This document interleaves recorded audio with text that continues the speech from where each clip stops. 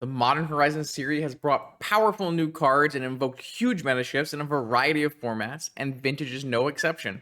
This time, one artifact is causing an early frenzy, with some players even calling for the immediate restriction.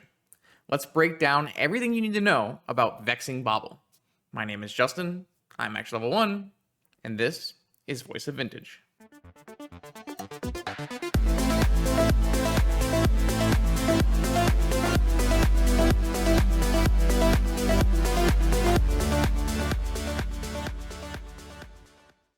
Welcome back, Vintage Gamers. It is finally time to talk about Vexing Bauble, a card that people have told me won't see any play, and a card that some people have told me needs to be immediately restricted. This is a wide range in estimated power levels, so we're going to take some time today to get a better idea of what this card is doing, evaluate its base power, check it out versus the field, theorize which decks will include it, and also how they're going to include it. Is it a 1-of? Is it a 4-of? Proactive, reactive? Lots of different ways to approach this card, and all of them are important to breaking down exactly how good it is in Vintage. So let's start by taking a look at the card itself and seeing what text it has and the historical precedent of that text. At 1 generic mana, any deck that produces mana can reliably cast the spell on turn 1. So basically the entire format besides Dredge and Countervine could choose to play this card. At 1 mana and being an artifact, it can also be found off the 3rd chapter of Urza's Saga. That's going to be a lot of playability across a variety of archetypes.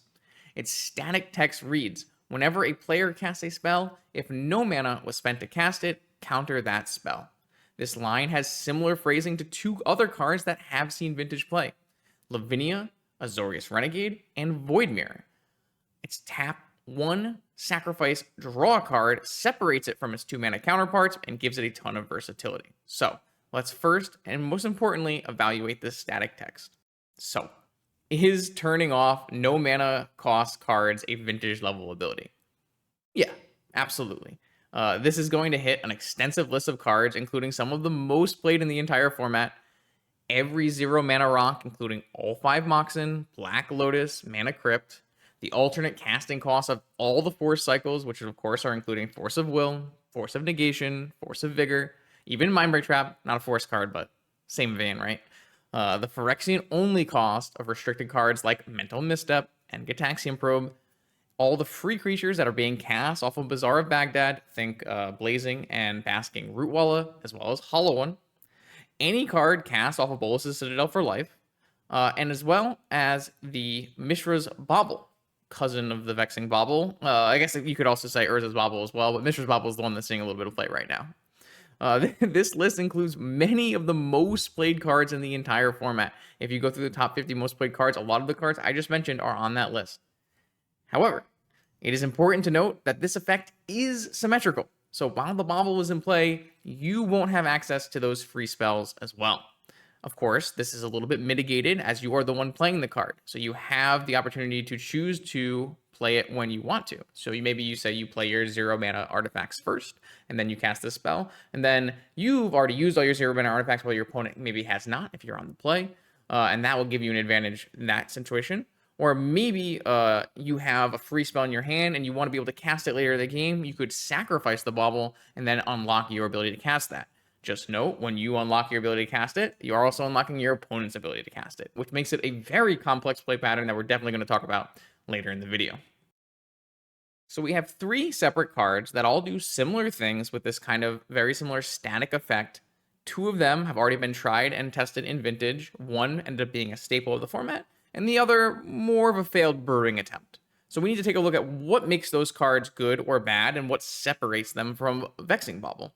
I think the first one, the more important one to look at, is Void Mirror. It's more of a direct comparison, being an artifact, being castable off of generic mana, and it has closer text with the symmetry. So when Void Mirror was spoiled back in 2021, the community had a lot of the same reaction as it's having now to Vexing Bauble. There were some very polarizing takes. People had said this card will break Vintage, this card needs to be immediately restricted, this card will make shops unplayable, and it kind of turns out that everyone who tried the card was left pretty disappointed in the results. This card today is mostly relegated to failed brews, and I think we need to look at a few of the reasons why.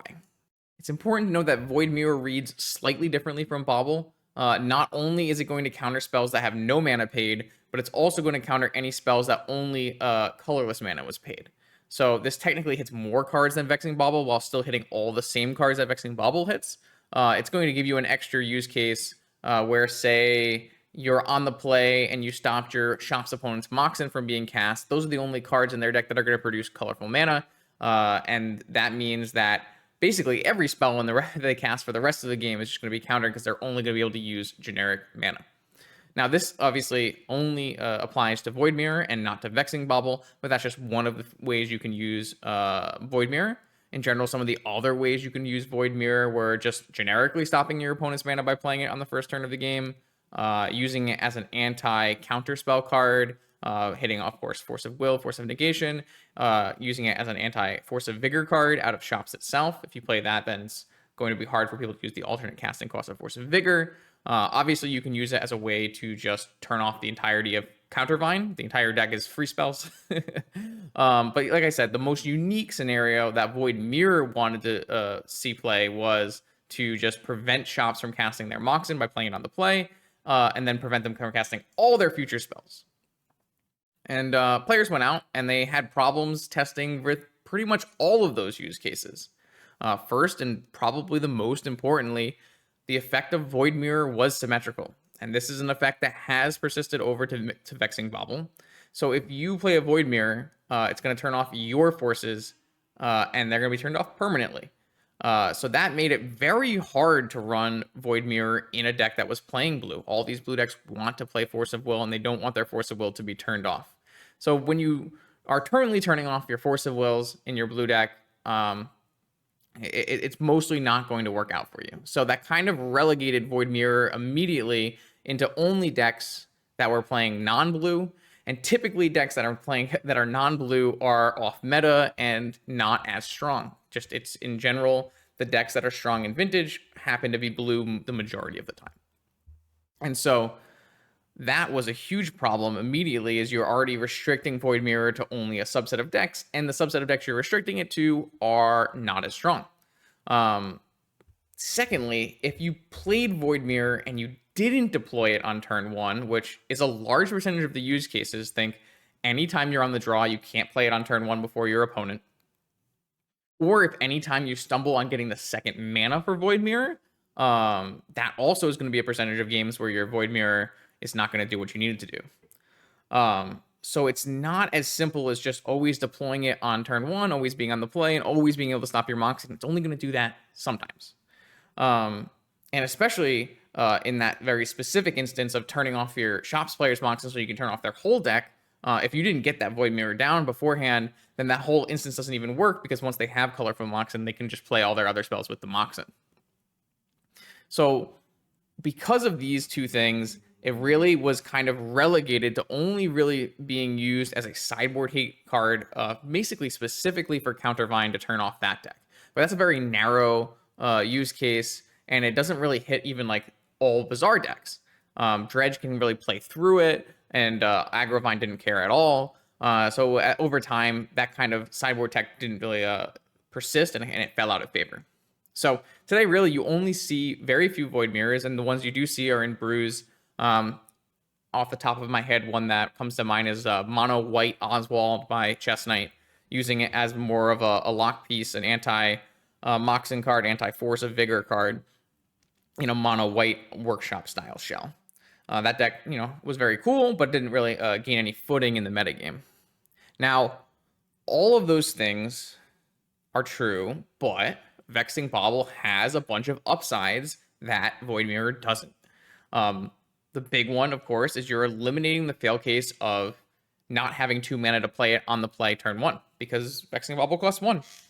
That's a huge deal. 1 is a lot less than 2, and it's going to mean as long as you're on the play, if you resolve your Bobble on turn 1, you turn off your opponent's Moxen. So, good. We've already eliminated one of the major core issues of Void Mirror. The second one is that it is not permanent. So one of the problems with Void Mirror is once you play your Void Mirror, every time you draw a card in your deck that is affected by Void Mirror, it's a problem. It's going to stay there forever. Now, sometimes you can get around that kind of problem with something like Oswald Fiddlebender, sacking your your Void Mirror and upgrading to a 3 cost. But that's in general not how most decks were going to be able to deal with it. It would be a permanent prison piece. Now, the Vexing Bauble has the ability to sacrifice itself. So if at some point you evaluate that it's hurting yourself more than it's hurting your opponent, you can sacrifice it and draw a card. This is a fairly new thing for prison and lock piece style effects. We've seen it recently with High Noon, and that kind of versatility really impressed me. Being able to say, okay, I don't want to use my High Noon anymore, it's hurting me more, getting rid of it, that's really a big deal. And these self-inflicted issues, the big ones I'm thinking about are like if you have Force of Will in your deck, or say you're like a Moxen combo deck and you need to start deploying Moxen to win the game. I don't know, maybe you PO'd and you picked up your Moxen. Now you can't play your Moxen again because there was a Void Mirror in play. Well, now your Void Mirror is a Bobble, and you can sacrifice your Bobble and get your Moxen back down. So this whole idea of 1, costing less, and 2, not being permanent, you can sacrifice it, are reasons that it might see more play than Void Mirror. Okay, so we've determined that the card is powerful and an upgrade over previously tried cards in the format. How can we use this card? And there are a bunch of different approaches on how you would want to play this card out, for what purpose you want to play this out, and in what decks you want to play it out. The first one I'm going to talk about is probably the least offensive and the most likely to actually happen, and that would be playing Vexing Bauble as a one-of tutor target in combo-oriented Lurrus decks that feature Urza's Saga. So, the theory goes a little bit like this. If you don't have a force in your hand, but you want to protect your combo from a force, at the end of an Urza's Saga chapter, the search will happen, and you can uncounterably put a Bobble in play, turning off your opponent's free interaction. Now, of course, that doesn't mean it turns off their mana Peta interaction. They could hard cast a negation, they could play a Flusterstorm, they could play these things. But turning off, say you have a read, your opponent has a force, and you want to resolve your threatening combo spell through the alternate casting cost of force. That is a way you can do it. You can put your Bobble into play, and then you can try to resolve your threatening combo piece. The big questions around this use case are, how frequently is this actually going to happen? And does your own combo care about a Bobble being in play? It's going to be really hard to determine that without like some amount of games played. And you need to kind of determine, is that effect going to happen in the decks that are going to look for this? Thinking about decks like Lurrus PO, Lurrus Breach, Lurrus PO Breach, Lurrus Turbo Volt Key. My guess is it's going to happen less than I would expect it would, but probably enough that it's still worthwhile to include. The second part of those questions about the use case is very important and very tricky, because a lot of combos are going to be countered by your own Bobble being in play. So I'm thinking things like playing Moxen, Lotus, or spells off the top of Bolas's Citadel. You're going to need to crack your own Bobble before resolving that part of the combo. So will it be worthwhile to stop your first spell from being forced and then still expose your later spells to force? That's really hard to evaluate. I'm thinking of some instances like, say you search for a Bobble and you're trying to get a PO or a Tinker to resolve. So maybe you get the PO or the Tinker to resolve, but to play your Moxen after your PO or to play your Citadel cards off of Citadel, you have to then crack your Bobble. This is going to expose you to say you were playing not around Force of Will, but you were playing around Force of Vigor. Now your force can be now your Citadel or your Moxen can be vigored. Maybe you've used your Bobble up and you did resolve your Tinker or your Citadel, but then your next spell is countered and you fizzle. Is that a problem? What about Underworld Breach? Say you use the Bobble, you put it into play so that your Underworld Breach does not get Force of Negated. Great, my Underworld Breach didn't get Force of Negated, but now I need to cast a Black Lotus to execute the Breach combo. Black Lotus can't be cast and resolved while there's a Bobble in play. So you have to sacrifice your Bobble, then you cast your Black Lotus, but now your Black Lotus is getting Force of Negated, even though we resolved our Breach. So these are the kind of things that I'm thinking of. It's really hard to pin down, even if you start playing with the decks and you start playing with the Bobble. It's actually kind of hard to pin down if you're getting the Bobble even helped. If you're not playing with a practice partner and you don't know what cards are in your hand, how often is this like going to matter? Or am I going to get a Bobble in a situation where they don't have any cards that are affected by Bobble, and now it's just going to cost me one more mana to do my thing? And that's another thing. It does the one mana matter. people like to talk about, oh, you can crack it anytime it's not good for you, but it does cost a mana to crack. It's not a free crack. You always are going to have to put an extra mana into doing that. And that is a cost. I know people like to diminish costs. Like, oh man, Urza Saga makes free tokens. No, you paid a land plus 2 mana to make a Saga token. It's not nothing. 1 mana is also not nothing. Of course, 1 mana is achievable, and a lot of times you will have 1 mana to make a combo. But let's say your combo costs exactly 3 mana, and you only have 2 mana, and now you have a Bobble that you need to crack. That's a problem. So it's just worth noting that it's very hard to say how many times you're going to need to crack your Bobble after your combo. Will it be good after that? And you're also, if your Saga is getting a Bobble, your Saga is not getting a mana rock. So it's actually going to be harder to have the mana to be able to crack the Bobble later. It is, though, definitely worth noting that in most of these use cases, you're probably playing a Lurrus deck. And Lurrus is going to really elevate the floor of this card. Simply being a Bobble loop where you're drawing a card every turn is a very nice failsafe to have for a kind of a niche tutor target for your Urza Saga. So if you think the static effect isn't doing anything, if your Bobble turns into a draw card every turn, that's actually really good. And people will play that in Lurrus just because it's got a very nice floor. Approach number 2 would be to put 4 Bobbles in a bunch of non-Force of Will aggro decks.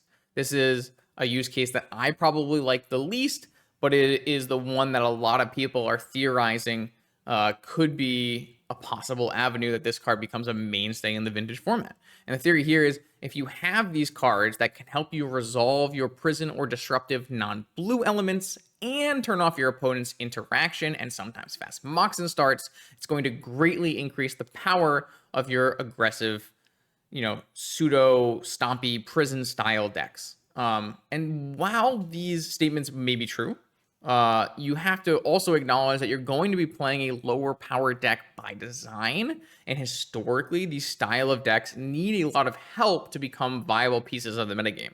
Mono White Initiative is like very much the first big example in the last few years of a more aggressive, tempo prison stompy. It's a little hard to get the exact terminology down for what Mono White Initiative is, but that kind of deck needed some really big upgrades to get to the point where it's seeing, a significant amount of play. And Bobble is postulated that this card could help make a surge in that kind of style of deck. People like to famously talk about Eldrazi, that kind of deck where you're playing these aggressive threats and prison-oriented pieces, say something like Thalias or Glow Riders or Archon of Emeria, backed up by creatures. These Vexing Baubles might help in giving you time to play these creature threats when you maybe in the past are exposing yourself to getting combo killed. And so I would say it's possible. It's absolutely possible. But I would be very concerned because historically it's just not a very strong avenue to attack. And these decks are typically not going to leverage the same floor that a Lurrus deck would. A Lurrus deck, being able to loop and the cantripping Bobble is going to be able to get more out of the Bobble when it's not good. And that's, I think, something people need to realize is the Bobble is not always going to be good. If your opponent doesn't have those specific no mana cost cards in hand, if you are on the draw and you can't stop their Moxen deployment, is a lot of times where this Bobble is not going to be as powerful a play. And now being able to cycle it for a total of 2 mana isn't bad, but it's not a Vintage level play to just cycle it for 2 mana. You really do need the Lurrus loop later in the game to make it feel more like it's a worthwhile Vintage play. And I don't really see this being a great use of what's going on inside of these more aggressive non-blue force decks. And it's not even so different from Void Mirror in those decks because traditionally, a lot of the time, those decks would play Ancient Tomb and Full Moxen anyways. So it wasn't like the 2 mana cost of Void Mirror was a huge prohibitive downside there. It wasn't like the back cost of having less cards that get countered by Void Mirror in your deck when you have no Force of Will was a huge downside there. And Void Mirror was technically doing more than Bobble by countering spells that were not paid with colorful mana. So if Void Mirror wasn't good enough to make these kind of decks work, do the upsides of having Vexing Bauble change that equation? Does the upside of being 1 mana change the equation? Does the upside of being able to sacrifice it later change the equation? Hard to say. My gut instinct is no. But others will tell you that they think that it will maybe make these aggro decks more viable. So a lot of speculation there. Definitely needs to have some games played and see some of these brews come out. And I'm very excited, obviously, to see these kind of things happen. I want to see people trying to make these aggressive non-force of will decks work in the format. I think the format is better off when those kind of decks do exist and pressure combo decks in a meaningful way. But we're just gonna have to wait and see. And I don't have high hopes with approach number 2 here. Approach number 3 is even harder to evaluate. Can we fit 4 Bobbles in a volatile combo deck that may or may not play forces? Can we use this card as a pseudo defense grid style effect in combo decks? And it's like I said, it's not a very obvious answer. If we're cutting forces, I think I would lean towards no. This style of effect has always been existed inside of defense grid, and that doesn't really see a lot of play in vintage level decks outside of the occasional sideboard pivot. I'm thinking decks like Jewel sometimes will take out forces, bring in defense grids and Wormcoil engines against particularly grindy controlling counterspell decks. And it could definitely fit that purpose. But that's not really the purpose people are trying to get out of it. And is this even better than Defense Grid in those options? Now, Defense Grid and Bobble let through different kind of spells. Defense Grid is putting a mana restriction. So Defense Grid, a lot of the times, is going to stop free spells, but sometimes they have 3 mana and they can play free spells anyways. A upside of Defense Grid, though, is say they're trying to play Flusterstorm or a spell that does cost mana, where Vexing Bauble wouldn't counter that. Defense Grid might make it cost so much that they can't play that spell either. So there's like a little bit of plus, a little bit of minuses. They don't do exactly the same thing, even though they're trying to do the same style of thing. Maybe a more interesting proposition is, can you fit 4 Bobble into a combo deck that also runs forces? The reason that most combo decks run forces in Vintage is so they can beat other combo decks. You need to be able to not die on turn 1 to your opposing combo deck. And what Force of Will does, unlike Force of Negation, is not only is it going to save you on turn 0 when your opponent tries to combo you on the play, but it also will help force through your combo when you try to do a combo. So Force of Negation, a little bit more reactive, while Force can be both. Force of Will can be both. Now, then it starts to get like really, really complicated, right? Can you fit Baubles and Forces without sacrificing your deck's combo-oriented playstyle? And when you're losing 4 slots to a Bobble that's cantripping and sometimes doing things, sometimes not doing things, can you still keep up the power and consistency of your deck? The deck I'm thinking about most is something like Jewel or Oops All Spells. Are those decks going to be greatly increased in power by having access to more things that beat Force of Will and Force of Negation? Maybe. But again, Jewel, to a lesser extent than something like Oops, it might need to also sacrifice the Bobble later down the line to resolve a certain spell. So it gets a little complicated. And so far, I haven't seen any lists that I'm particularly sold on. But if anything was going to break a format, something like this approach number 3 would be it. I just have a hard time seeing it because a lot of times these decks are blue-white, and if you're blue-white, you can already play Lavinia, which is an asymmetrical way of turning off Force of Wills, and which is a much more powerful effect. Also, the other parts of Lavinia are very powerful on their own. So can there be a combo deck that plays some Baubles as a defense grid style effect, and can it still fit Force of Will in the deck? And at that point, does it even function? Those are all questions that have way too many moving pieces to answer right now, but something to keep a lookout for. Is there a way to play 4 Baubles in a combo deck? Now, fourth approach is more of a sideboard card. Can this be used as a certain Countervine Hoser or Saga Tutor target that's not in the main? And I like this approach a lot. There is definitely one deck that gets shut down by this card, and that is Countervine. Countervine does not contain spells that it pays mana for. So if you play this card versus Countervine, it doesn't automatically win you the game, but it puts you in a very good position to, because the only thing your opponent can do at that point is activate Bazaar, activate Wasteland, and then cast spells that will get countered but still bring back Vengevine. It's going to severely hamper the ability of the Countervine deck to play the game. And that is actually another reason why, like, approach number 1, where you can theoretically mainboard a Bobble in your Urza Saga tutored package, is actually really nice and really versatile, because having a card that on its floor is just a draw card loop with your Lurrus, but at its ceiling is going to turn off an entire deck, is a very, very nice upside. But, you know, even then, Countervine is only one deck. It's only, what, 4% of the metagame tops. It's not seeing a ton of play. And it's currently not even that very popular deck because of the Wasteland metagame. So its usability as like a main deck anti-Countervine card, or even a sideboard Countervine hoser, you know, that's going to vary week to week. I will say that historically these kind of Countervine hosers already exist, like Void Mirror already exists. Defense Grid, similar style card, already exists, and they end up being a little narrow. However, this card, unlike those other ones, is a 1-drop, which means it can be found off of Saga, and it's going to give you a lot more versatility in terms of when it can be used, which I think is very important. So I think that this is a pretty likely scenario.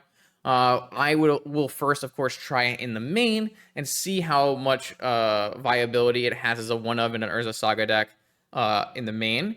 But if it turns out that, hey, it doesn't actually do enough in the main, you can always play 1 in the sideboard for the same reason and bring it in only in the matchup that you think it's going to excel in. So at this point, you can already see my leanings and my approach to how I'd like to see this card played, leaning towards the more versatile aspects of the card, leaning towards Urza Saga and Lurrus, and straying away from the 4X implementations, because those are very hard to actualize. Those 4X implementations are what would lead to people wanting to see this card restricted. If those 4X implementations come into play as a main way that the card is played, then that's actually a very justifiable reason to talk about the card being very powerful. The number one thing that people have been saying is this card could be restricted. And why are they saying that? What is making people come to this conclusion?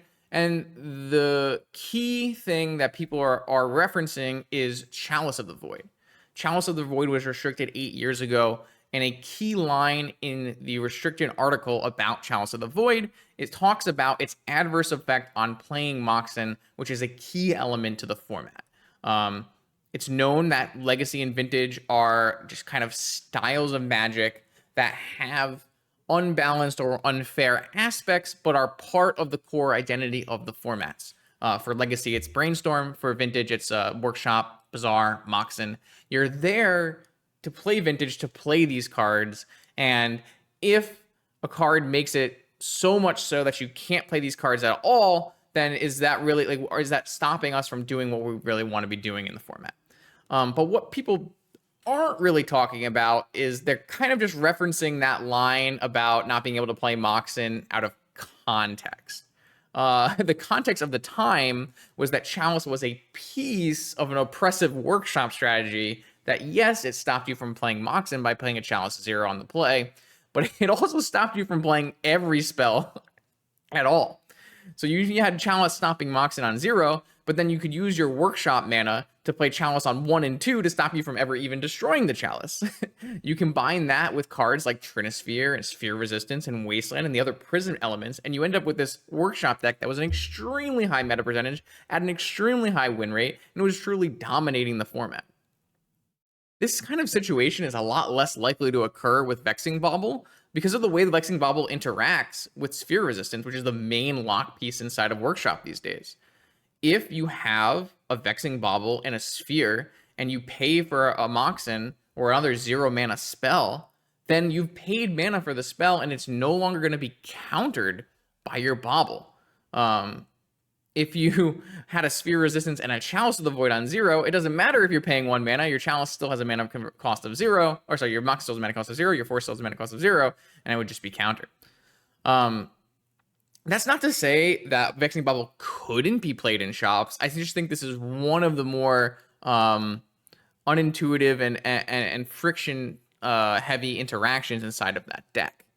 And so if you were to specifically only talk about chalice restriction under the terms that stopping Moxen is unfair and it's not what we want to do, then you'd also have to grapple with the fact that Lavinia and Void Mirror both exist and are played and are not restricted. These cards have similar effects on Chalice to Moxen and are not restricted. So I think it's just important to acknowledge what else was happening with Chalice and not focus in just on one line. Now, that being said, if Bobble does become a 4X staple across multiple archetypes, spawning no force aggressive archetypes of its own, and everyone is playing a ton at 4X, then yeah, I mean, it could be restricted because this kind of holistic philosophy of being able to play a game of vintage is something that they care about. Now, I think it's foolish to rule out that possibility, but I would also think it's foolish to assume that that is going to be the case based on what kind of information we have on hand. If this card wasn't powerful and I didn't think it could impact in vintage anyway, you wouldn't even see a video on this. So yeah, just a small tidbit on Chalice of the Void and what people are talking about in terms of countering Moxen. The keys to determining this card's final evaluation are going to lie in the details and how it answers a plethora of questions that I'm going to pose for it. Will there be substantial play as a 4-of? If there is substantial play as a 4-of, how is it used in those decks? Is it going to be more of a defense grid style card or more of a void mirror style card? If you devoid 4 slots to this card in your deck, are you adversely affecting the power level of your deck? Can you still execute your game plan while taking away 4 slots to a card that has variable proficiency? If I cast this card, is it going to draw a force of will from the opponent every time? Sometimes? Seldomly? How versatile will be the self-sacrificing part of this card? Will it be easy to just say, okay, it's time to sacrifice this card and open up my free spells, but I'm also exposing myself to my opponent's free spells that have been stockpiling in your hand? And it's so hard to answer any of these questions without actually playing any games because every example is super contextual. I wanted to build out a section in this video where I went over a series of plays that showed when this card was good and sometimes when it would show when this card was bad. And every play I made, no matter what I was trying to convey, had what ifs that pushed it in the other direction. And it was, oh man, this is a great use case, except in this case. Oh, this was a really bad example, except in this case. And this card is just hard to think about. Someone was like, oh, well, this card will always be Force of Willed. And that's just not the case. It all depends on what the two decks are, what their styles are. What cards are in each other's hand? Maybe you have a hand on the other side of the table with no Moxen and lots of lands. Maybe it has a Seal of Cleansing, so you don't really need to force it. Maybe your other blue card is important, so you don't want to pitch it to Force it Will. Then you don't want to force it. Maybe you just don't care, or maybe you care a ton, so maybe you have to force it. It's going to invoke very similar decision trees to cards like Teferi Time Raveler and Defense Grid, and none of those cards are a straightforward, yes, you always have to force, no, you don't have to force. And it gets even deeper than that when you start to think about, okay, I have resolved this card. Well, when can I get rid of it? When is the job done? Well, what was the job exactly? Was it just to stop your opponent's Moxen for a little while to gain a tempo advantage? Or was it to keep your opponent's Moxen in their hand forever? If you need to start playing your free spells, say you have a free combo pieces, if you all of a sudden get rid of your Bobble and now your opponent had a bunch of forces that they couldn't cast and now they can cast them, can you even counter through that? I just don't know. It's not straightforward. It's going to be very hard to answer. And even in-game, when it happens, it's going to be hard for you to make that choice because this is a game of hidden information. You don't know what cards are in your opponent's hand. Is it going to be worthwhile to make a play? And I feel like we're going to end up with a lot of people making the wrong decision, which is really cool, which is going to make for really good gameplay and things that are not straightforward. But it could also make for a lot of games where you make the wrong choice and you end up losing because of it. Like I said, I just wanted to make some concrete example cases for you here and I just found that the decision trees were so dense with foliage that it was basically impossible to coherently evaluate each and every one. And that's how we end up with this huge ending section rant, which I'm very sorry about, and we're posing way more questions than we have answers. Oh, what have I done? I'm leaving it. I'm leaving it in. Tell me what you think. More questions, huh? How will Vexing Bauble be used in Vintage? Will it become a 4-of staple, or is it more of a niche role player on the back of Urza, Saga, and Luris? If Saga was ever to be restricted, does this card become less good? Is it no longer going to be played? I don't know. Let me know in the comments. I would want to hear what you have to say. I hope that this video was insightful, at least to some degree. Good luck to everyone in your Modern Horizons 3 Vintage events. Let's battle.